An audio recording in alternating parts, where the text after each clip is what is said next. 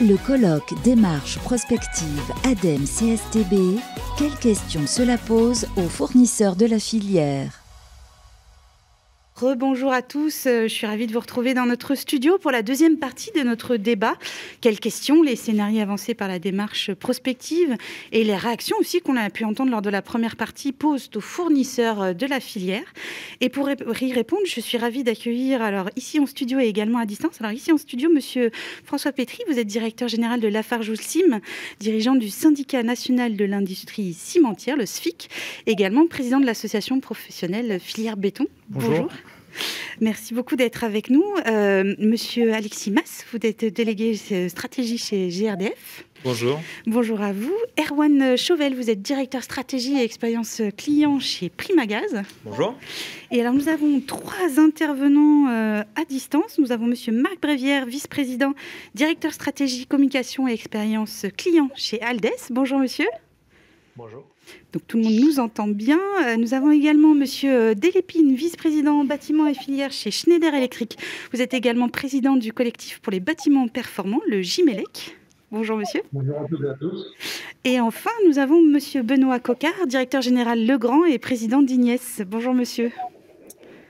Bonjour à tous. Alors, comme je le disais tout à l'heure, là, c'est moi qui fais la part de diversité de cette table ronde.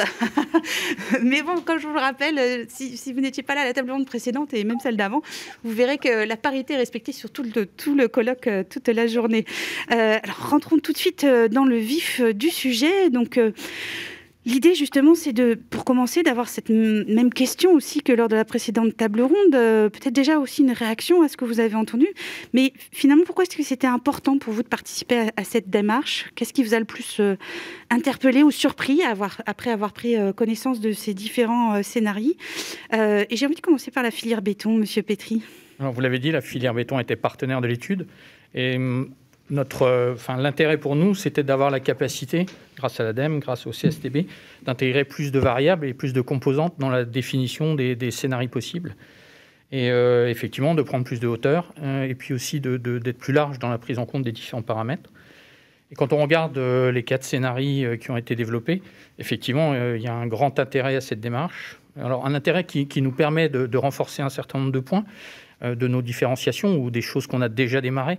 Bien sûr, le bas carbone dans lequel on s'inscrit, qui a démarré et qui a déclenché une accélération, une évolution forte dans la façon de travailler et dans le focus que l'on donne à l'innovation dans nos métiers.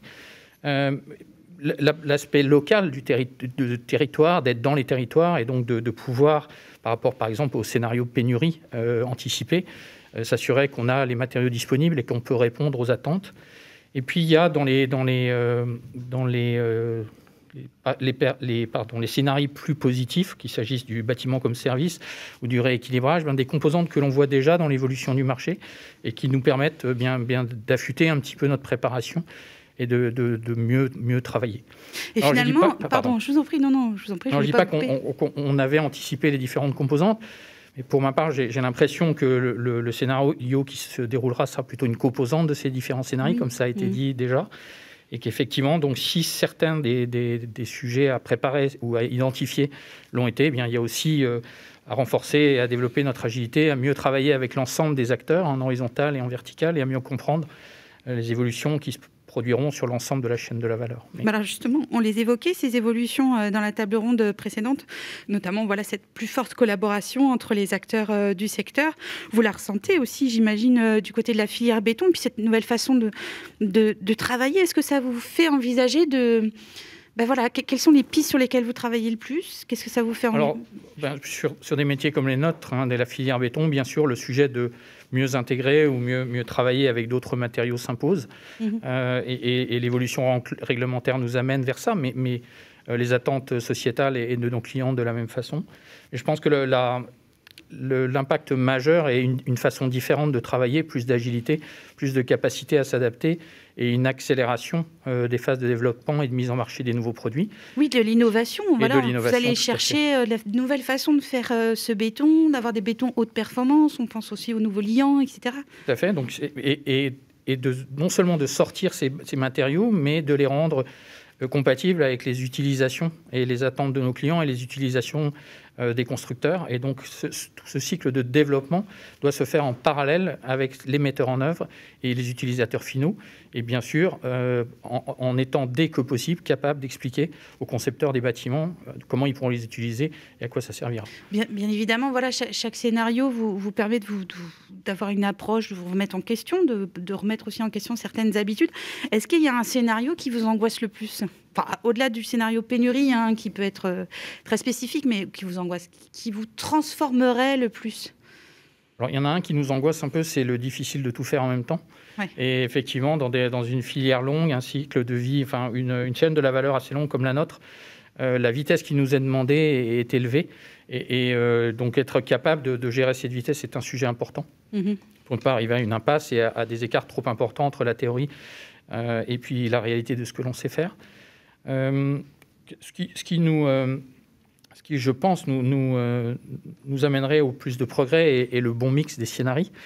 Effectivement, je pense que nos produits et la filière béton est capable de s'adapter assez bien au bâtiment comme service, mais qui est un petit peu extrême, mais qui sera une des composantes de la ville de demain.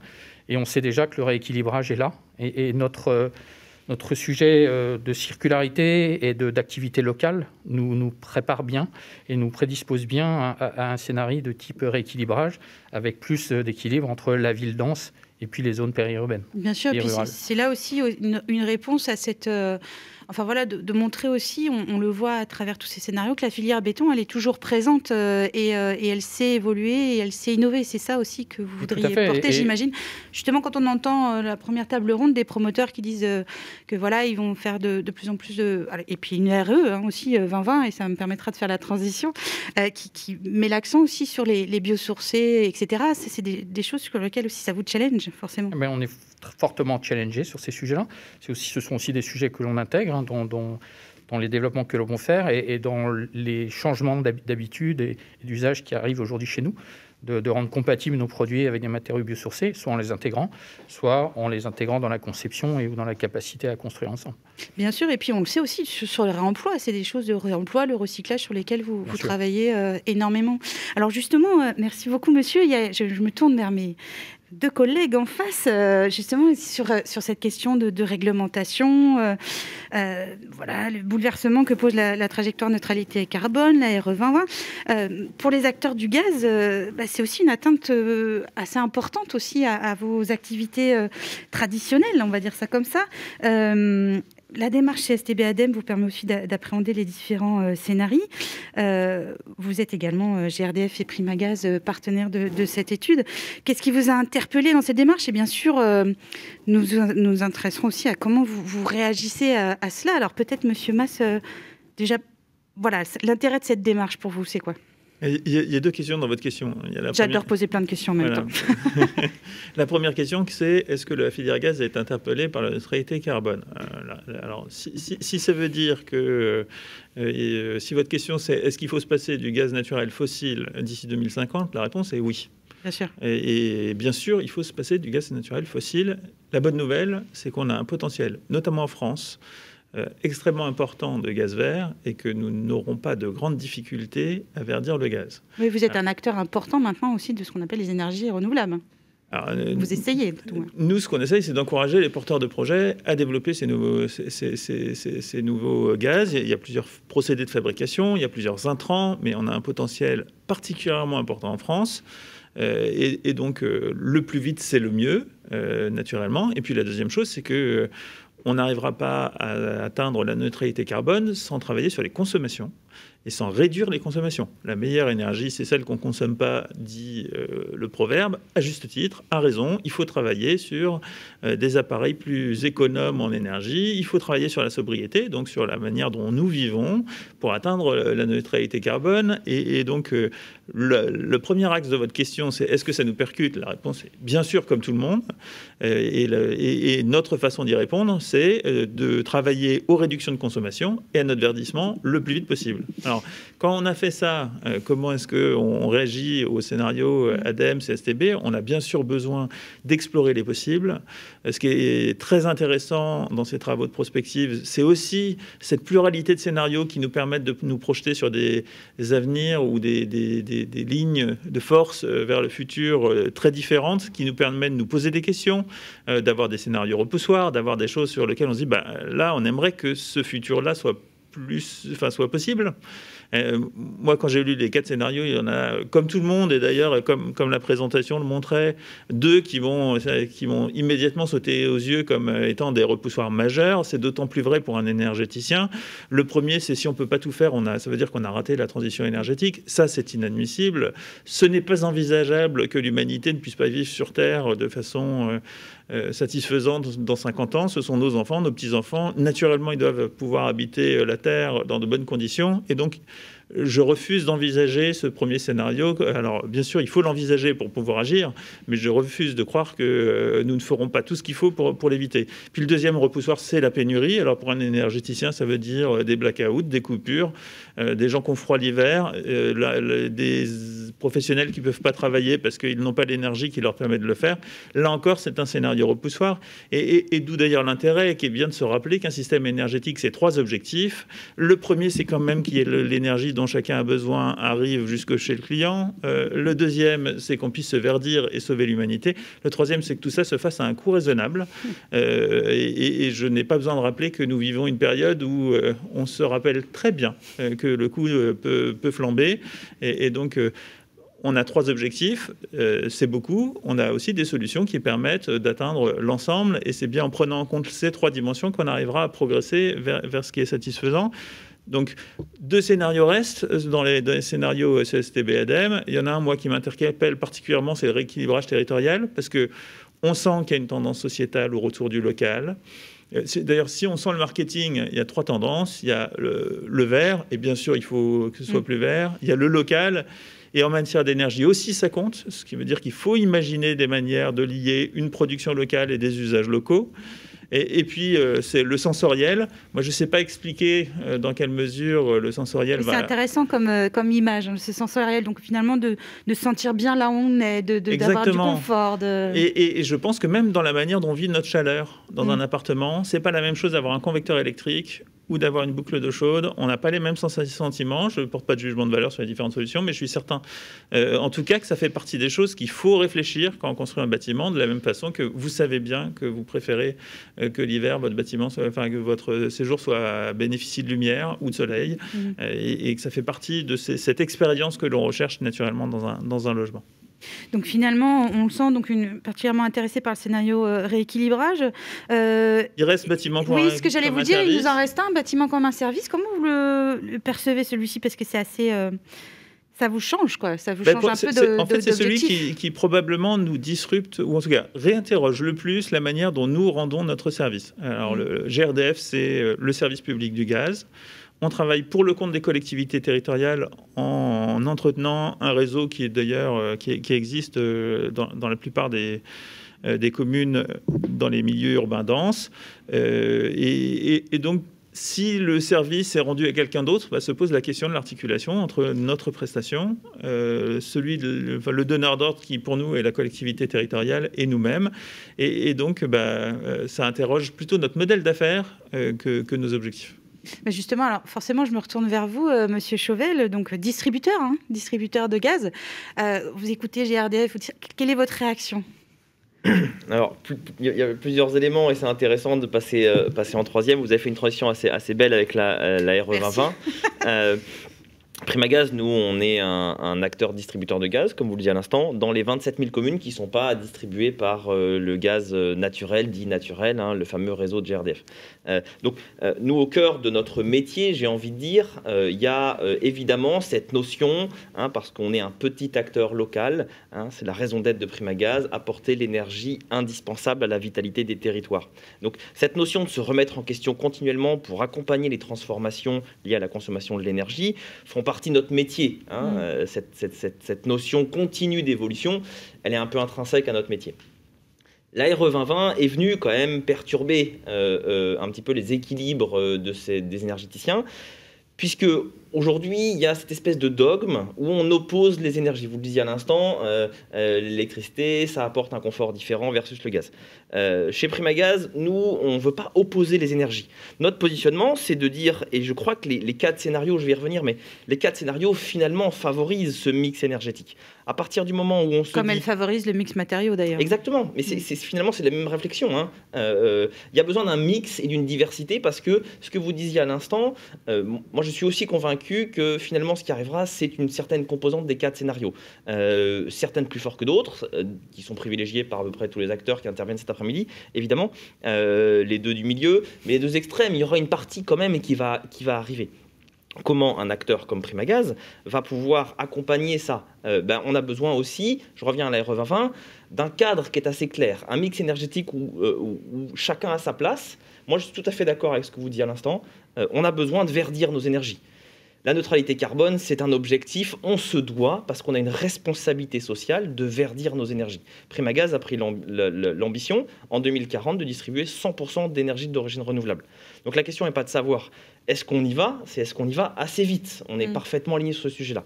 Après, il faut qu'on nous donne un cadre réglementaire, et on voit bien que le scénario pénurie, si j'évacue un peu comme tout le monde assez rapidement... on n'a pas envie de s'attarder sur celui-là. Et pourtant, c'est celui exactement. Et c'est qui est important en ce moment. Le cadre réglementaire et technologique doit être extrêmement clair. La RE 2020, en ce sens, ne va pas favoriser des acteurs comme les gaziers, et Primagaz en particulier, pour favoriser l'émergence de solutions qui vont nous permettre de verdir. À partir du moment où on oppose des énergies, on ne rend pas service. Je reviens également aussi sur ce scénario où il est difficile de tout faire, qui n'a pas forcément la faveur de tout le monde. Ce mix énergétique, si on se dit qu'à un moment donné, on est face à un constat où on ne peut pas tout faire, il faut être en capacité de dire il y aura de la place pour tout le monde, et donc il faut pousser toutes les énergies à être le plus verte possible, le plus renouvelable possible pour accompagner cette transition. Évidemment, rater la transition énergétique, c'est impossible pour l'intégralité de tous les acteurs que nous sommes. Et donc, c'est parce qu'ensemble, on va grouper nos forces et associer nos forces qu'on va pouvoir réussir cette transition énergétique. Évidemment, si je prends les 2 scénarios du milieu, ce rééquilibrage territorial, de par sa composante territoriale, il est extrêmement intéressant pour Primagaz.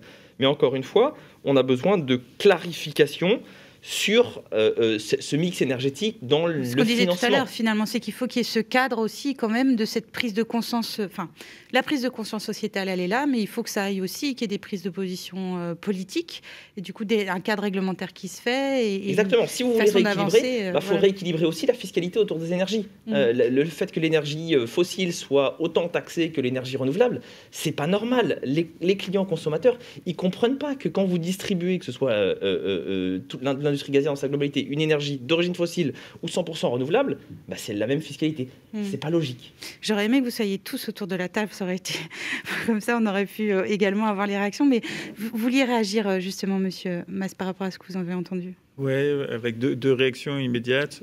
Je pense qu'effectivement, on est en train de sortir d'un monde d'affrontement des énergies pour aller vers un monde de complémentarité. Le premier signe, c'est l'hydrogène. L'hydrogène, ça se fabrique avec différentes techniques, mais d'abord avec de l'électricité renouvelable qu'on transforme en gaz. Deuxième, mais ça c'est pour l'amont, mais c'est vrai aussi pour l'aval. Aujourd'hui, dans les scénarios de RTE, donc le transporteur d'électricité qui essaye de modéliser ce que sera l'équilibre du système électrique d'ici 2050, il y a 2,5 millions d'appareils hybrides, gaz et électricité. Pourquoi ? Parce qu'on a besoin de pompe à chaleur, qui est un outil magnifique, électrique, pour apporter du confort toute l'année, mais au moment de la pointe hivernale, quand il fait très froid, cette pompe à chaleur elle n'a plus les bonnes propriétés, c'est-à-dire qu'elle tire énormément sur le système. Et c'est là où la pointe d'un appareil gaz, ça permet de faire les deux à la fois. Donc que ce soit sur l'amont de la chaîne avec l'hydrogène ou sur l'aval, la complémentarité fait partie des bonnes solutions. La deuxième chose, c'est que vous avez mentionné plusieurs fois la RE 2020. Alors nous, on était... peiné par la RE 2020, mais d'abord... Finalement, ceux d'avant étaient... justement, je ne veux pas parler d'adversaire, mais finalement, la RT 2012, c'était l'inverse. Donc, c'était autre chose, on va dire. Oui, alors, le point, nous, qui nous choque, qui nous choquait, c'est quand vous avez un maire qui construit un écoquartier et en même temps qui mène un débat public pour l'installation d'un méthaniseur. le fait qu'ils ne puissent pas, dans le même projet de territoire, avoir ce gaz vert qui est produit et qui soit utilisé juste à côté, c'est incompréhensible, ni pour lui, ni pour les membres ni pour les habitants. Et donc, le sujet, c'est pas qu'il y ait du gaz fossile qui rentre dans le bâtiment si on veut atteindre la neutralité carbone, que dans le bâtiment neuf, on prenne des mesures en disant, ben voilà, on regardera. Mais par contre, qu'on puisse pas mettre du gaz vert produit à proximité dans un bâtiment, c'est juste inexplicable. C'est le projet de territoire, de décarbonation du territoire qui est rendu impossible. Et c'est là où on voit que les grandes verticales gouvernementales, où on prend les politiques en silo en oubliant la dimension territoriale, se heurtent au bon sens des citoyens qui comprennent plus ce qu'on leur interdit de faire ou pas faire. Et là, ça nous a beaucoup plus choqués. Alors forcément, vous le disiez, ce sont des moments, ce qu'on disait, voilà, des décisions politiques aussi, des cadres réglementaires à trouver, mais finalement des modèles économiques aussi à réinventer pour chacun d'entre vous aussi autour de la table. Alors pour avancer, je vais me tourner également vers... alors je me tourne vers un écran, mais nous avons des acteurs justement de la filière plus numérique, électrique, voilà, sur des questions sont forcément différentes et où forcément on se dit que pour eux, le scénario bâtiment comme un service ne doit pas les laisser indifférents. Alors, on va commencer peut-être par Monsieur Coquart. Monsieur Coquart, Ignace, c'est l'Alliance des industriels qui propose des solutions électriques et numériques. Vous êtes tourné justement vers les services aux occupants. En quoi cette démarche prospective est intéressante pour vous et quelle est votre vision? Et bien évidemment, vous avez le droit aussi de réagir à ce que vous avez entendu. Bonjour, merci d'abord de votre invitation. Alors, une petite remarque, c'est qu'à distance, le son venant du studio est un peu haché. Alors, c'est peut-être moi, c'est peut-être vous. Donc, si je ne suis pas audible, dites-le moi. On vous entend très bien. On vous entend très bien. Bon, écoutez, alors côté Ignace, on a évidemment, comme je pense tous les participants à ce colloque, trouvé l'étude passionnante. Et pourquoi elle nous interpelle beaucoup? Parce que vous savez qu'on est sur et certains intervenants l'ont dit, on est sur des cycles très longs. C'est-à-dire quand on développe un produit électrique ou numérique ou le bâtiment, généralement le temps de développement, marketing, etc., c'est peut-être 2-3 ans. Et puis ensuite, nos produits ils vont vivre dans un bâtiment 10 ans, 15 ans, 20 ans, 30 ans. Donc le bâtiment 2050 aura des produits qu'on est aujourd'hui en train de commercialiser. Donc voilà, on est sur des temps très très longs, donc c'est important de prévoir ce qui va se passer. Je vais vous donner juste un exemple très simple de ça, qui est un exemple un peu passé. Il y a quelques années, quand on débattait autour de l'équipement du bâtiment numérique et notamment de la thématique des normes, on a beaucoup de gens qui disaient, écoutez, je parle d'il y a 10 ans, c'est pas très ancien, ça sert à rien dans un bâtiment résidentiel d'avoir un coffret de com, des prises RJ45, un réseau local. Pour se connecter avec son ordinateur, une borne Wi-Fi suffit. Et nous, on avait dit attention, ça suffit aujourd'hui, mais quels seront les usages dans 10, 15, 20 ans? Ça suffira peut-être pas. Et on y est. C'est-à-dire qu'en pratique, aujourd'hui, quand vous devez vous connecter à distance, télétravailler, jouer en réseau, piloter votre installation électrique, y compris à distance, etc., ça suffit plus d'avoir la borne Wi-Fi. Il faut un réseau de qualité. Et beaucoup de gens le constatent aujourd'hui. Et malheureusement, je crains qu'on le constate également. On le constate encore là, oui. dans quelques secondes. Voilà. Donc voilà, pour ça, c'est très très important de pouvoir planifier à distance parce que, encore une fois, les équipements électriques qu'on vend aujourd'hui, numériques, seront pour certains toujours dans le bâtiment en 2040 ou 2050. Mais finalement, vous voyez aussi cette confirmation, cette accélération aussi des tendances justement que vous aviez évoquées. Alors, je pense que dans les 4 scénarios, je ne veux pas être très originaux, oui, la plupart tous ces scénarios, on peut tirer des droits sur un certain nombre de choses sur lesquelles on travaille aujourd'hui et qui correspondront à chacun de ces scénarios-là. On est convaincu, comme tout le monde, que les 4 scénarios coexisteront. Ils coexisteront peut-être par type de bâtiment, d'ailleurs. Le bâtiment comme service, qui est un peu le rêve de tout le monde, puisqu'il veut dire valeur ajoutée, il veut dire satisfaction des usagers, etc. Il sera peut-être valable pour toute une série de grands bâtiments neufs. Le scénario rééquilibrage sera peut-être bon pour les bâtiments de parcs plus anciens, plus petits. Il y aura malheureusement à craindre pour un certain nombre de parcs un scénario type pénurie. Donc ces scénarios vont coexister. Moi, ce que je trouve intéressant, c'est de se dire dans quelle mesure il y a des traits communs entre ces scénarios. Nous, en tant qu'industriels, on n'a pas à choisir tel ou tel scénario. On peut dire, tiens, allez, on fonce sur le bâtiment comme service, on oublie tout le reste. On a plutôt à se dire, ces scénarios, très commun, il y en a quelques-uns. Et encore une fois, vos interlocuteurs l'ont déjà souligné, c'est par exemple la numérisation du bâtiment. Quel que soit le scénario, en pressant que les bâtiments seront de plus en plus numériques, parce que le numérique permet de réduire les consommations d'énergie, de faciliter ou simplifier la vie des habitants. J'ai bien aimé le concept de monsieur de bâtiment sensoriel, d'apporter un petit peu plus de sensations au bâtiment et de confort au bâtiment, etc. Donc ça, c'est un trend, de toute façon, qu'on doit poursuivre. Et quel que soit le scénario sur lequel on sera, les bâtiments demain seront beaucoup plus numériques. On peut lister encore 3 ou 4 trends qui sont... sur les usages aussi, j'imagine, vous aussi, vous l'observez, hein, la façon dont on va se retourner plus vers l'usager et les usages qu'il fait. Un interlocuteur, une interlocutrice en l'occurrence, disait les bâtiments, ils devront être un peu plus... ils devront changer d'usage. Ils seront bureaux, puis demain logement, et puis peut-être ensuite commerce. Et nous, on est convaincus qu'ils devront également, en ce qui concerne les logements, s'adapter beaucoup plus à l'occupant. Et ce n'est pas la même chose. Quand vous êtes un jeune couple avec enfants, vous n'avez pas besoin de la même installation électrique numérique que quand vous êtes, par exemple, personne âgée de 85 ans qui commence à être un peu en perte d'autonomie et vous devez avoir un environnement électrique très sécurisé avec toute une série de solutions qui vous permettent de rester au domicile. Donc c'est vraiment important d'avoir un certain nombre de solutions qui permettent d'être comme ça adaptables. Donc ça veut dire des solutions qui puissent avoir plusieurs usages, ça veut dire la capacité à remplacer d'être au service de à chaque fois la personne qui... Ça veut dire des solutions avec de l'électronique et du software, parce qu'avec le software, vous pouvez faire changer l'usage d'un produit beaucoup plus facilement. Voilà. Donc tout ça, cette espèce de versatilité du bâtiment en fonction des occupants sera un trend très important, et là encore, qui parcourra tous ces scénarios. Et enfin aussi, vous le disiez, mais cette nécessité de pédagogie quand même aussi, parce que c'est bien intéressant d'avoir tous ces systèmes mis en place, mais il faut aussi que les gens sachent bien s'en servir. Oui, et puis il faut surtout, plus que l'usage, parce que bon, ça c'est un peu notre job depuis tout le temps, je pense, il faut que les solutions améliorent la productivité du bâtiment. Ça, c'est indispensable. Et là encore, le numérique va aider, parce que quel que soit le scénario, et certains de nos interlocuteurs l'ont dit, on va être dans une espèce d'équation très compliquée, où on demandera aux bâtiments d'être de plus en plus économes. Personne ne souhaitera rogner sur son confort et sa capacité à communiquer dans son bâtiment. Voilà, on ne va pas supprimer les ordinateurs et se remettre au stylo parce qu'on doit consommer moins d'énergie. Et en même temps, il y a une équation économique qui est incontestable. Et ni l'État ni les particuliers ne pourront payer le surplus de cette transition-là.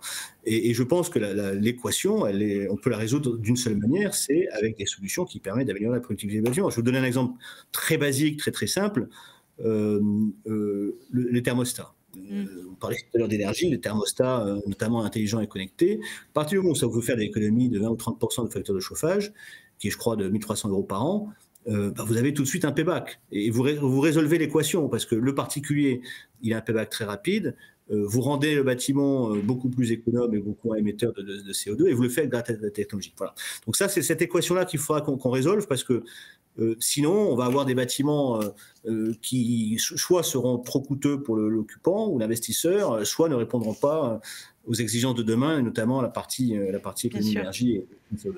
Merci beaucoup. Alors, je suis désolée, c'est pas simple de vous gérer à distance tous les deux, mais donc je fais la transition avec Monsieur Delépine, justement. Donc, le GIJMELEC, je le rappelle, est le groupement des entreprises de la filière électronumérique française. Vous êtes le syndicat professionnel représentant, si je me trompe, vous me dites, 200 entreprises fournissant des technologies électriques et numériques pour le pilotage des énergies, des infrastructures, de l'industrie, des bâtiments et de l'électromobilité. Avec ce que vous venez d'entendre, ce que vous avez aussi entendu avant, comment vous appréhendez du coup cette prospective? Quelle est votre réaction face aux scénarios qui nous sont proposés aujourd'hui? Alors d'abord, merci beaucoup pour cette opportunité. Je pense qu'il y a beaucoup de choses qui ont été dites, et donc il y a des choses que je vais répéter.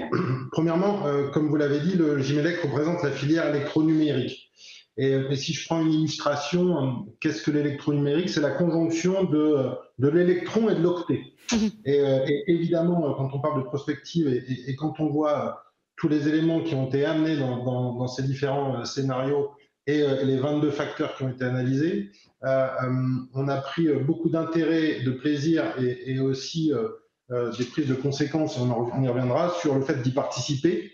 de contribuer aussi avec les informations que nous pouvions amener et également de nous positionner par rapport finalement à ces différents scénarios qui ont été évoqués. Ça, c'est le premier élément. Le deuxième élément dans lequel on a trouvé un fort intérêt, c'est finalement l'approche méthodologique. Pour la simple et bonne raison que cette approche méthodologique, en réunissant l'intégralité des acteurs du monde du bâtiment, permet d'avoir une approche qui permet de faire différents scénarios, certes, mais aussi certaines simulations, et puis de confirmer ou d'infirmer les projections que nous avions pu faire en tant qu'industriels ou intégrateurs de solutions.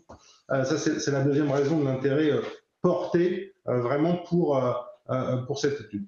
Le troisième élément qui est extrêmement important, et ça a été dit à plusieurs reprises cet après-midi, hein, c'est finalement la notion d'ouverture et d'exposition aux problématiques et aux sujets des autres. Oui, c'est finalement ce désilotage. On n'est plus chacun dans son bac à sable. Hein. Je crois que c'est une image que vous m'aviez donnée. Absolument, absolument. J'aime bien l'image du bac à sable par rapport à la plage qui est autour. Et c'est vraiment l'essentiel là. Hein. L'entre-soi permet évidemment d'aller adresser un certain nombre de sujets. La version horizontale et désilotée finalement de ces problématiques permet vraiment d'ouvrir le champ des possibles et surtout d'avoir la vue à 360 degrés sur les impacts, mais également les solutions à mettre en œuvre, qui la plupart du temps, pour ne pas dire toujours, seront forcément co-construites et ou co-développées. Alors si on... Donc ça, c'est vraiment... Allez-y. Excusez-moi, si on rentre justement dans les scénarios, alors j'imagine que pour vous, on l'a entendu un petit peu, ce bâtiment comme un service, c'est un peu le monde parfait là. Alors, je ne sais pas si c'est le monde parfait. En revanche, il y a une conviction qui ressort, et peut-être que c'est une vue biaisée de par notre mission, mais première chose, c'est que on a la conviction que c'est un morceau de ces 4 scénarios ou en partie qui va se réaliser. Et la deuxième conviction qui vient juste après, c'est que probablement la notion d'une action du bâtiment comme un service, au sens large du terme, et pas réducteur juste au niveau du service, mais permettra d'accélérer un certain nombre de mutations et également peut-être d'amortir un certain nombre de problématiques que l'on va rencontrer, qu'elles soient finalement sur la pénurie de composants, sur la notion de rééquilibrage ou évidemment la mixité des usages. Il y a un élément essentiel que l'on a vu, et ça a été dit aujourd'hui, hein, c'est un changement radical dans la perception finalement de ce qu'était le bâtiment, ou en tout cas une accélération de ce changement. On passe d'une notion d'occupant des bâtiments, qu'ils soient résidentiels ou tertiaires d'ailleurs, à une notion d'usager. Ça paraît anodin, et ce sont des transformations qui ont été initiées il y a maintenant plusieurs années par l'intégralité de la filière, hein. Mais pour autant, c'est mettre au cœur des réflexions de l'intégralité de la filière l'usager, c'est-à-dire ce pourquoi on est ou on se rend dans un bâtiment, et rendre le bâtiment au service de la personne qui y est. Ça nécessite une projection assez importante finalement des mutations à opérer, des solutions à mettre en œuvre, et également de l'intégralité de la filière qui doit s'aligner pour justement répondre à ces enjeux, tout en prenant en compte justement cette prospective et ces 4 scénarios qui ont été... Alors, justement, alors qu'est-ce que ça change concrètement? Comment vous vous positionnez là du coup? Alors, d'abord, ça nous met face aux facteurs, et je l'ai dit tout à l'heure, hein, les nôtres, ceux que nous connaissons bien dans notre propre périmètre, mais également les facteurs de l'intégralité des acteurs de la filière. Et ça, c'est extrêmement important parce que ça veut dire qu'à partir du moment où, d'abord, un industriel va réfléchir à une solution, ou va travailler sur une solution, ou ils vont travailler une solution commune, à partir du moment où on est au courant des différents facteurs, c'est la nécessité de la prise en compte de ces différents facteurs dans la définition de la solution. Et c'est aussi une confirmation finalement des mouvements profonds qui ont été opérés au sein de la filière des industriels, de la mise sur le marché de solutions qui soient simples, interopérables et digitales pour permettre justement d'aborder cette transversalité des sujets. Le deuxième élément et le deuxième changement majeur, il est opéré pour tous ceux qui intègrent ces solutions finalement. C'est-à-dire toutes les sociétés, tous les systèmes intégrateurs, tous les metteurs en œuvre qui vont devoir mettre en œuvre ces solutions. Et ça veut dire la prise en compte finalement de nouveaux métiers, de nouvelles compétences et l'accompagnement dans la formation de ressources pour le moyen et long terme. Et enfin, pour tous les acteurs, le changement majeur, il est clairement sur, vous l'avez dit, hein, une approche complètement décilotée, qui nous permet d'avoir une vue beaucoup plus large finalement du champ des possibles, mais également une approche globale qui va toucher la notion de réseau, la notion des services, la notion de mixité ou de réversibilité des bâtiments, et également au niveau de l'État, avec la nécessité peut-être d'aller déciloter un certain nombre de décisions. Et je vais prendre un exemple, hein. On peut avoir une politique numérique au niveau d'un pays, au niveau d'un gouvernement, et à côté une politique sur le bâtiment. Il est essentiel à un moment donné, c'est un exemple, et il y en a d'autres qui ont été donnés aujourd'hui, hein. Il sera essentiel d'aller ramener ces sujets et d'avoir une convergence de ces sujets au même titre qu'aujourd'hui tous les acteurs. Oui, aujourd'hui on a un plan bâtiment durable et on a un plan BIM 2022 par exemple. Voilà, vous appelez à plus de passerelles. Alors je reviendrai avec vous également en fin de session sur un petit mot de conclusion, parce que vous avez quand même fait une tribune importante justement de la filière, et on parle justement de l'organisation de la filière électrique par rapport pour réussir la transition écologique. Donc ça rentre aussi dans cela. Je pense que vous allez vouloir l'évoquer. Mais pour avancer, alors je suis un tout petit peu en retard, Monsieur Brévière, donc Aldes, vous êtes le directeur de la stratégie chez Aldes, également vous êtes directeur de l'expérience client, donc je trouve ça important aussi de le souligner, justement, puisqu'on est orienté justement vers l'utilisateur final encore plus aujourd'hui. Vous allez nous confirmer en quelques mots donc votre vision à vous aussi du bâtiment de demain, votre réaction face à ce que vous avez entendu tout à l'heure et maintenant. Alors, pour nous, l'intérêt essentiel, principal de ce travail qui a duré pendant plusieurs mois ensemble avec l'ADEME et CSTB, c'est de remettre finalement l'humain au centre du bâtiment, parce que on en parle, mais peut-être pas assez. Et donc, on a bien mis l'humain au centre de la démarche. L'humain avec une bonne dose d'usage. On parle beaucoup d'usage, mais finalement, il y a peu d'interaction aujourd'hui avec un bâtiment. Il y a plus d'interaction avec une automobile, une voiture qu'avec le bâtiment. Mais les choses changent. Donc, on va vers le human tech. Et comme on passe plus de 80% de notre temps dans les bâtiments, ça nous semble essentiel de prendre en compte justement cet usage. Alors, comment le faire ? On a effectivement remis en contexte l'évolution, comme le disait Étienne Crépon tout à l'heure, d'un bâtiment qui est plutôt sur le temps long, avec des signaux faibles qui apparaissent, mais des vraies tendances qui vont se confirmer. On voit 4 axes indéniables. Benoît l'a évoqué tout à l'heure, c'est la connectivité. Donc, sur ces éléments-là, les choses vont vite. Je me rappelle, il y a 20 ans, on parlait de domotique. Maintenant, on parle de smart home. Oui, c'était très gadget à l'époque, hein, d'ailleurs, quand on parlait de domotique. À l'époque, mais les choses ont changé. Alors maintenant, on parle de GTB, on va au fond des choses. Exactement. Hein. Et on a dans la poche, finalement, un ordinateur. Donc, deuxième point, c'est la santé et le bien-être. Alors bon, je suis bien placé parce que chez Aldes, on fait des systèmes de ventilation. Il faut quand même porter les masques parfois en interne, mais c'est vraiment l'axe santé. Donc, de promouvoir, de pousser les investissements autour de la rénovation. Donc, le sensoriel qu'on a entendu tout à l'heure, ça j'imagine Exactement. Que ça vous a interpellé. Alors, peut-être justement sur votre métier, qu'est-ce que cela change aujourd'hui, tout ce que vous avez pu entendre ?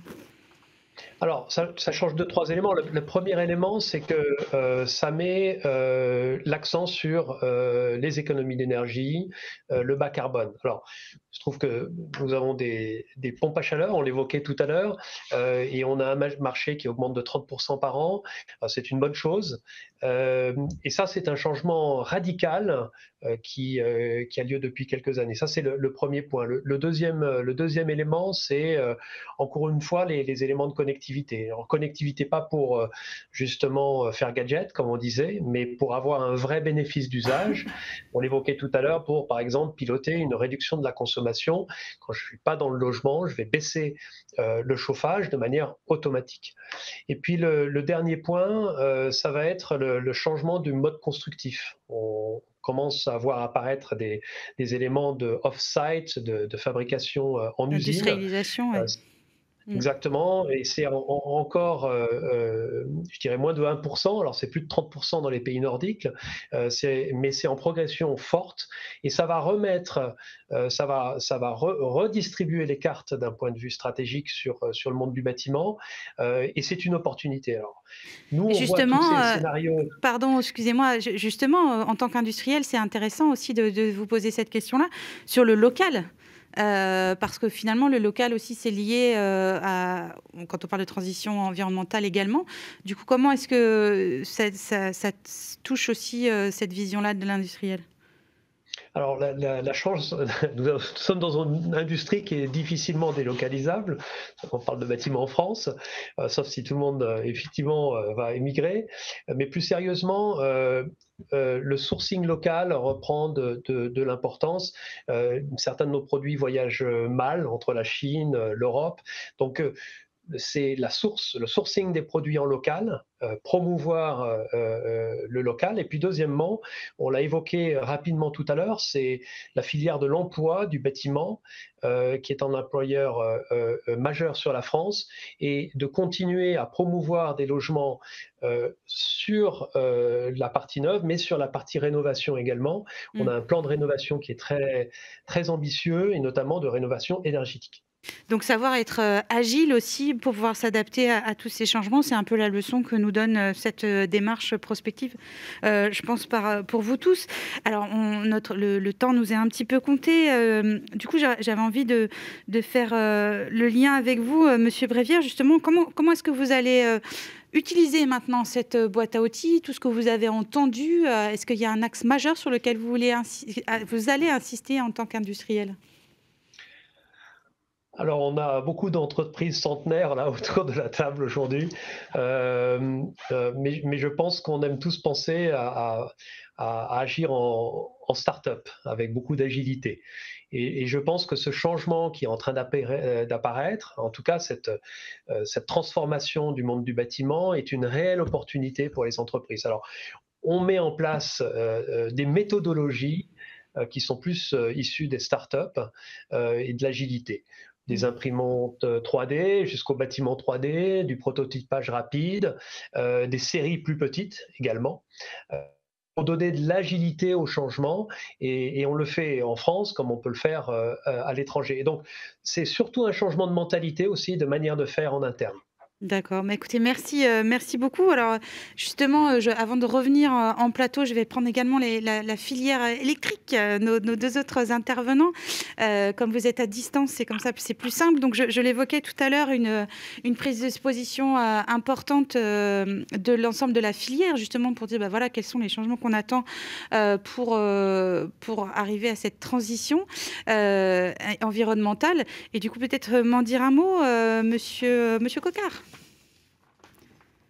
C'est une tribune qui a été signée par toute l'industrie, donc fabricants, enfin Ignes, Jimelec, mais aussi distributeurs, installateurs, et qui a été faite sous l'égide de l'UFE, et qui avait un simple objectif, c'est de dire attention, on oublie parfois un petit peu l'importance de toute cette filière-là dans les transformations à venir. C'est-à-dire que nous, on est convaincus, avec des études très sérieuses à l'appui, qu'on ne pourra pas faire la transition énergétique si on ne modifie pas durablement les usages dans les bâtiments, et que pour modifier les usages dans le bâtiment, il faut rendre le contrôle aux occupants. C'est-à-dire qu'il faut que ce soit eux qui puissent gérer leur consommation d'énergie, leur ventilation, et un certain nombre d'autres sujets. Vous parlez d'adaptation de la réglementation, et puis surtout un fort besoin, et ça rejoint aussi notre débat de formation. Un fort besoin de formation parce qu'on est une filière qui emploie des centaines de milliers de personnes, et il faut évidemment que l'ensemble de la filière bouge en même temps, mais je pense qu'on le fait. Éviter la pénurie de main-d'œuvre. Alors la pénurie de main-d'œuvre, oui, et puis surtout faire en sorte. Mais vous savez, on est une industrie. Marc disait tout à l'heure qu'on est beaucoup dans des entreprises qui sont centenaires. Ce qui est frappant, c'est qu'on est une industrie qui a une faculté extraordinaire à se réinventer, que ce soit encore une fois les fabricants, les distributeurs, les installateurs. Et moi, je suis assez convaincu qu'on va démontrer dans les années qui viennent qu'on va continuer à se transformer, qu'on remplira complètement les cahiers des charges des bâtiments de demain, quel que soit le scénario qui sera finalement, ou quels que soient les scénarios qui seront finalement ceux qui vont se réaliser. Alors pour notre dernier mot, merci beaucoup, Monsieur Coquart, Monsieur Delépine. Donc entre un peu de mots, mais finalement voilà, tout s'axe sur l'axe numérique est très important. On a une question d'ailleurs dans le chat. Est-ce qu'on pourrait envisager une crise du numérique comme il y a eu une crise sanitaire? Voilà, est-ce que c'est une question qu'il faut se poser aussi? Et finalement, voilà, comment votre prochaine étape? Alors, les prochaines étapes, et pour compléter ce qui vient d'être dit par Benoît et globalement par tous les intervenants, il y a une prise de conscience forte qui est extrêmement importante. Je l'ai déjà dit, l'alignement de tous les acteurs. La prochaine étape, c'est vraiment faire la promotion, d'une part, finalement, de cette boîte à outils, mais ça va beaucoup plus loin que cette boîte à outils. Il y a la notion, finalement, d'aller la faire connaître, mais également de travailler avec les différents acteurs, qu'ils soient usagers ou metteurs en œuvre. Donc, ce sont vraiment les prochaines étapes. C'est-à-dire qu'on ne peut pas rester juste à la notion de prospective à un moment donné. Il faut une mise en application. Tous les industriels et tous les acteurs de la filière sont engagés déjà depuis longtemps. La conjonction des actions, encore une fois, est importante et c'est cette mise en mouvement qui fera la différence dans les mois et l'année à venir pour tenir les ambitions extrêmement importantes que nous nous sommes fixées. Merci. Et du coup, sur cette possible un jour crise du numérique, est-ce que vous y croyez pas? Comment est-ce qu'il faudrait s'y préparer ou l'empêcher? Alors, au même titre que le reste des activités, le numérique peut être soumis à certaines crises, que ce soit une crise énergétique, une crise pénurie cyber, de composants aussi. Une pénurie de composants. Ah oui, le risque cyber, vous dites. Oui. Absolument, une crise de l'accès finalement au digital, enfin au numérique. Qui est un élément essentiel, puisqu'on pense que c'est un droit essentiel pour chacun. Et donc, ces sujets-là doivent être intégrés aujourd'hui dans la prospective et dans les actions qui sont menées par l'intégralité des acteurs pour s'assurer justement de l'anticiper et de l'éviter au possible. Merci beaucoup, merci de cette réponse. Alors je reviens en plateau avec mes invités en plateau, pardon, je vous ai un petit peu abandonné pour l'extérieur, donc peut-être justement un dernier tour de table. Comment est-ce que vous avez perçu tout ce que vous avez entendu, mais surtout la prochaine étape finalement, allez, je fais dans l'autre sens et je terminerai par vous, Monsieur Mas. Ah pardon, comme vous voulez. Ouais, je veux bien commencer avec plaisir. Vous présentiez tout à l'heure Primagaz comme un distributeur, et c'est ce que nous sommes. Mais dans les 4 scénarios, et on l'a évoqué très brièvement à l'instant, cette notion du retour au local, au circuit court, est quelque chose d'extrêmement important. Et ça pose la question du positionnement de Primagaz dans la chaîne de valeur. Est-ce qu'on va rester un simple distributeur ou est-ce qu'on va remonter un peu plus haut dans la chaîne de valeur et aller aussi vers la production? Qui serez-vous dans 10, 20 exactement. ans? Primagaz, c'est une entreprise qui a 162 ans, qui avait un autre nom il y a 85 ans. On s'est réinventé au travers du temps. Vous pourriez nous redonner d'ailleurs le premier nom, c'est intéressant. Ça s'appelait Lyotard Frères et on distribuait des becs de gaz du temps où on commençait l'éclairage public dans l'urbanisation. Exactement, du mobilier urbain. Aujourd'hui, Primagaz, ça fait 83 ans que ce nom existe. Et demain, il y aura probablement un autre nom parce que la distribution de gaz, on voit bien qu'elle doit évoluer. Quel sera le nom dans 20, 30, 40 ans, c'est pas forcément le sujet. Par contre, notre position dans la chaîne de valeur, c'est important. Être un producteur d'énergie en circuit court, c'est quelque chose qui est un des apprentissages de cette boîte à outils et qui vient renforcer notre conviction que travailler sur la production en local, ce qu'on fait pour les années à venir, c'est une porte de sortie importante pour notre industrie. Monsieur Mas, peut-être un dernier mot, votre prochaine étape? Notre prochaine étape, c'est de retravailler avec les territoires, retravailler leurs projets, la manière dont les différentes collectivités territoriales imaginent en fonction de leurs ressources, de leurs avantages, de leurs contraintes, de ce qu'elles ont envie de faire, leur énergie, en s'appuyant sur leurs forces, sur ce qu'on peut déjà valoriser en local, et pour être au plus près de la délibération démocratique qui a lieu dans chacun des territoires. Je pense que c'est notre prochaine étape pour inventer pas à pas la manière dont on ira vers 2050. Discuter aussi tous ensemble, voilà, de l'ensemble de ces facteurs, encore une fois, imaginer ensemble les bâtiments de demain. Absolument. Monsieur Pétry. Écoutez, ces différents scénarios, cette boîte à outils nous conforte et nous renforce dans l'idée d'aller plus vite et plus fort sur le bas carbone dans les solutions que nous proposons, bien sûr.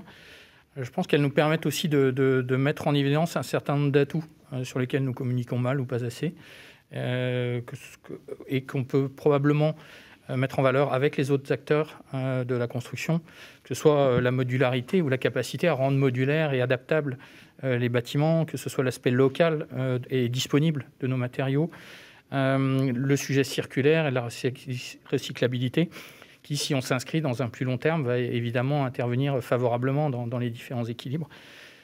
Après, il y a des challenges importants, plus d'agilité, plus de vitesse, plus de capacité à collaborer et à co-développer. Je pense que ça a été mentionné largement. Tout à l'heure, c'est important, cette collaboration nouvelle, ce changement de temporalité aussi.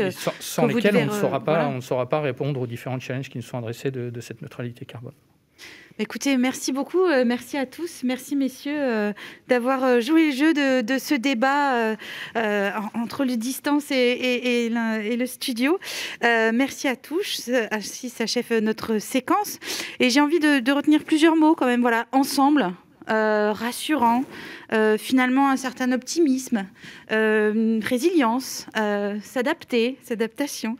Voilà, on le sait, notre filière connaît un profond bouleversement depuis 20 ans, voire certains le disent à 30 ans, mais voilà, ce bouleversement-là s'accélère.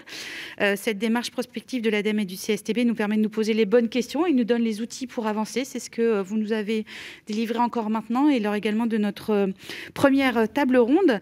Et maintenant, nous allons voir concrètement dans notre prochaine séquence comment s'emparer aussi de ces outils. Voilà, concrètement, cette boîte à outils, comment elle peut fonctionner en interne, donc avec les représentants d'EDF, de l'INRS et de ARP Astrans.